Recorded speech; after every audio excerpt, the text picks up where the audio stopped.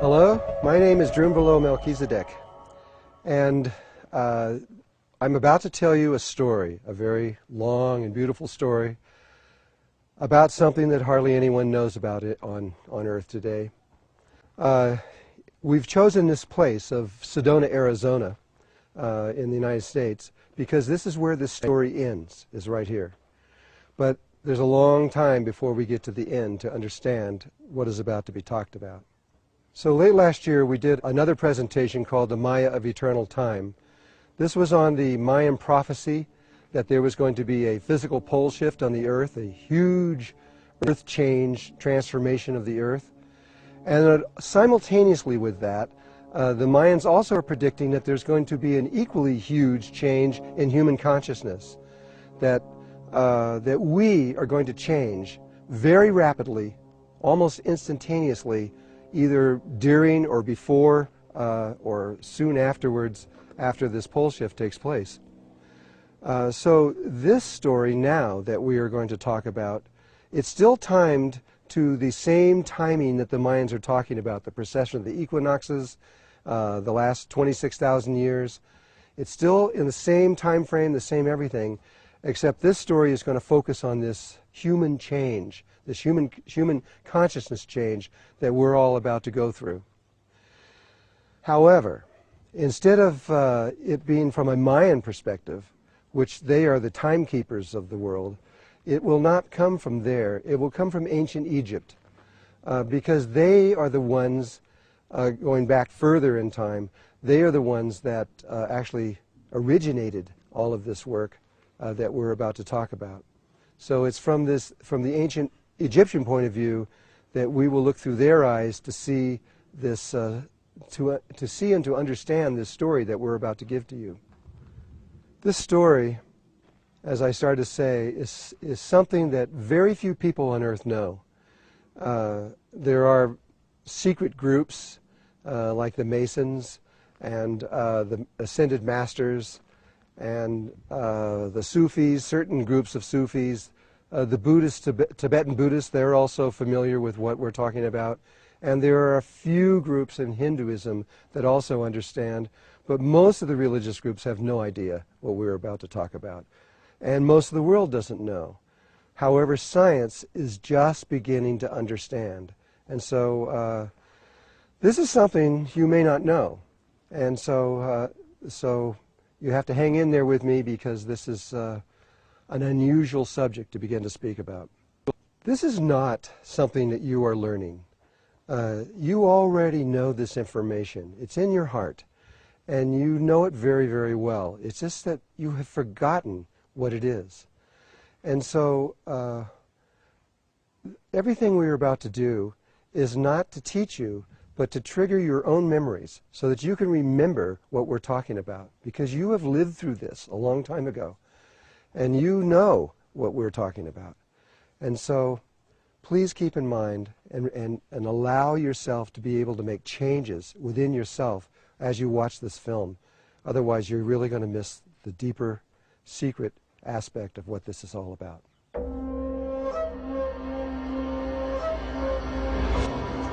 The story began in a place called Atlantis. Yes, I know that science is not certain that Atlantis ever existed, even though people in history like Plato said that it did. They've never found any evidence to prove that it actually sank below the ocean waves. But there are remnants of people that are alive today that do remember. The Hopi, for example, they remember, and they have told me personally, that they used to live on Atlantis. And I've been in South America, in Colombia, to the Kogi, the Arhuacos, the Wiwas, and the Canguamos. And they also remember that they used to live in Atlantis, and they have told me directly that they have lived there.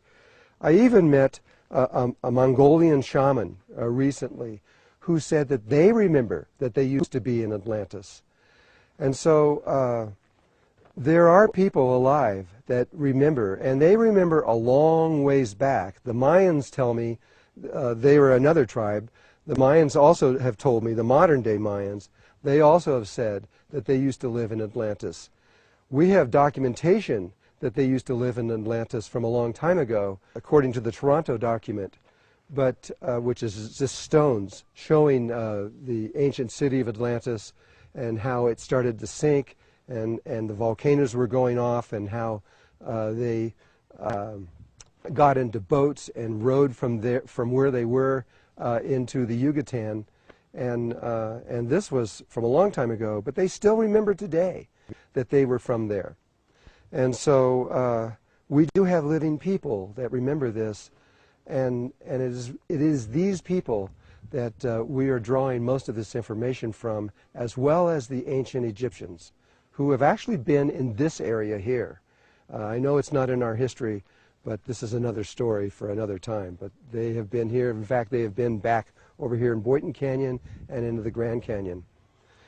And so, beginning with Atlantis, this was a time in our history where we had developed consciously to a very high level, a level of awareness beyond anything that we assume that is even possible for humankind. But we were there.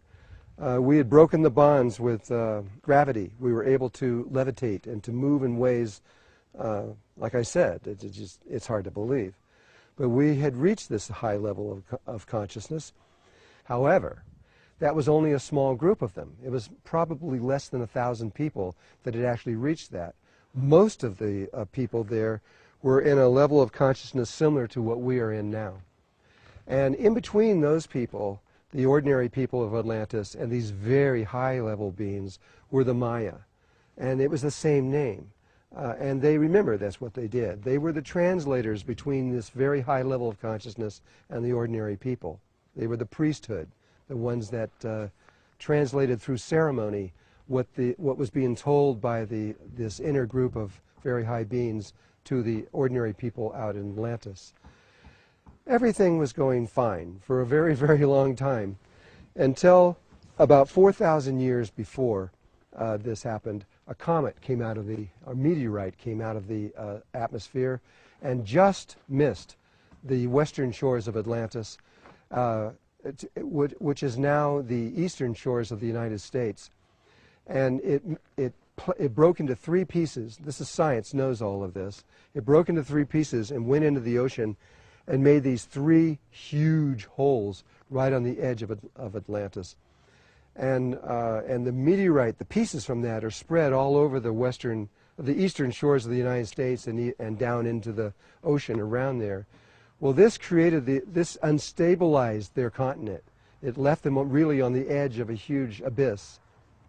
And so 4,000 years later, or 13,000 years ago from now, that's when we had another pole shift. And when we had that pole shift, the continent couldn't withstand the pole shift, and it sank into the ocean. This is the best we could tell right now. This is what happened. But these people, these very high-level beings, they knew this was going to happen. They knew at least 200 years before. They knew their continent was going to sink, and they prepared for this. And in that preparation, one of these groups, a very small group of them, which were perhaps misguided for whatever the reason, they built a pyramid made out of stone, a very large one. And that pyramid sits off the coast of Bimini right now, down deep into the ocean. And they built this pyramid, and inside of there they included, for us, a new technology. It's called the Merkaba. It's around human beings, but you can actually put it into stone or to electronics, any way that you want. And they created this technology inside of this pyramid. Their purpose was not very good. They actually wanted to control the continent of Atlantis and eventually to control the entire world.